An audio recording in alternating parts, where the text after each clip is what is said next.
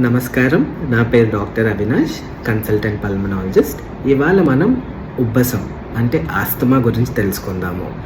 ఉబ్బసం అనేది ఒక తీవ్రమైన శ్వాసకోశ వ్యాధి. ఇది మనిషికి దీర్ఘకాలంగా ఊపిరి అందకుండా చేస్తుంది. ఇది మనకు పిల్లల్లోనూ పెద్దవాళ్ళలోనూ కూడా కనిపిస్తుంది. అయితే దీనికి గల కారణాలు ఏమిటి? పొగాకు, దుమ్ము, ధూళి, చల్లటి గాలి, గాలిలోని రసాయనాలు, పెంపుడు జంతువుల ధూళి మరియు మానసిక ఆందోళన మనం ముఖ్య కారణాలుగా చూస్తాము. అయితే ఉబ్బసం లక్షణాలు ఏంటో మనం చూద్దాము. తరచూ దగ్గు రావడం, పిల్లి కూతలు, ఆయాసం, ఛాతి పట్టేయడం మరియు వ్యాయామం చేయలేకపోవడం.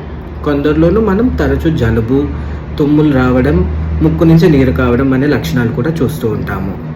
అయితే మనం ఉబ్బసానికి తీసుకోవాల్సిన జాగ్రత్తలు ఏమిటి?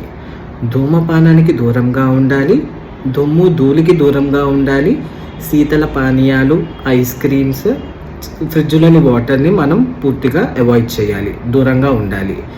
2, చల్లటి గాలికి మనం జాగ్రత్తలు తీసుకోవాలి.